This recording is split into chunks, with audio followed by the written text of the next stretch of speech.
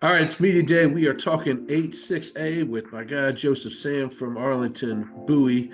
We are talking about the Arlington district and really the only change in realignment. You got Haltom in there full time. I know they were in there for hoops and some other sports last year, but when you look at the district and you see just Haltom coming in there, it's really just that Arlington and Grand Prairie type familiarity that you've had before. So when you after realignment, how do you kind of take the district as a head coach of the football squad?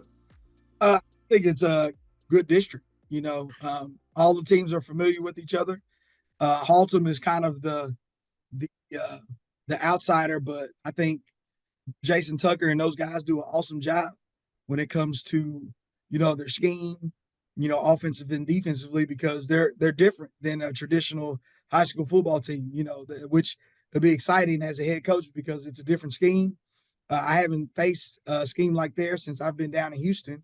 So, that's great to as coaches, and I know he's going to have those guys coached up.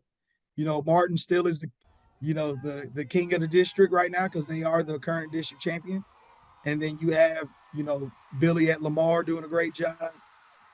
Scott Peach has always done a great job at Arlington High, and Sam Houston and Grand Prairie are very well. They may not be the most talented teams, but they're very well coached. So, Yeah. we got some backyard brawls Yeah. because not only are the coaches are familiar with each other, but the kids are familiar with each other as well because they've grown up playing against each other since they're all from the same area.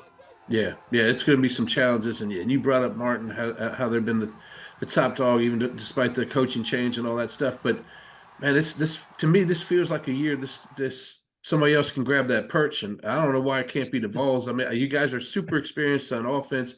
I know defensively you may be a little bit young and have to kind of roll into things as when district play gets started, but let's start off talking about the offense because you got stud players at just about every position. I mean, your quarterback's back, Larry Nichols, with who had the talent there. You got Dylan Talley there. You got Bowers. You got a huge offensive lineman. Talk about that offense for me. Yeah, our offensively we're very experienced and talented. I can't lie about that. I think the engine will be our offensive line. They're led by Ian Mays and Ian Mays, Antoine Wright, and David Miramiku. Three highly talented O linemen. It's great to always have your trigger man back, especially in Larry Nichols, who can run and throw it. And we also have another young quarterback in Jaden Bibbs. That can slide in at any moment and make some plays for us as well. We got a 1,000-yard back in Darian Bowers. We got a couple weapons on the outside and Dylan Jackson, Kedrick Brown, and a kid by the name of Smaj Green that I think is a dark horse if teams don't prepare for him because he's a little jitterbug. And then we have a bunch of young talent behind him, and that is super experienced. And then so offensively, our scheme is simple yet complicated, and I think our offense coordinator does a really good job of not only last year, but this year, just kind of building off of last year because they had some growing pains last year. But I could see the offense just skyrocketing this coming up year because I don't see anybody that can just truly stop us on paper on our Excellent. schedule. Excellent. I mean, listen to that. I pulled two things out of there. First of all, I never hear a coach since I've done these this whole summer. I shouldn't say never, but it's very rare to hear somebody talk about their O line. That's usually what they're nervous about. Oh man, I got to keep my guys upright. I'm real nervous about that. So for you to hit with them right off the bat, that's something. And then when you mention a backup quarterback in your talk, that means there's schemes going on in the O line's offense coordinator's head. I need to pay attention if I got a camera out there because something might be going on. So that's interesting on the offensive side of the ball. But talk about the defensive side because that's probably where you're young and you need to see some things happen during the non-district. Yeah, we're young. We only bring back four kids with us that started for us. We have about another two that played a lot. We're young but talented. It's all going to start with our D line linebacker hybrid kid, Okello. Him and Jeremiah Brinson will probably be they're the two leaders on that defense, in my opinion. And then our young bull that will have a breakout year. That's a that's kind of that hybrid D line linebacker type. It would be Galatians Payagofia. Okay, And that's so easy for you to say. You got to give me that phonetically if you want me to pronounce Yeah, it, but go ahead. but he's definitely highly dynamic kid. He was one vote away from being the district sophomore newcomer of the year on defense. So he's highly talented.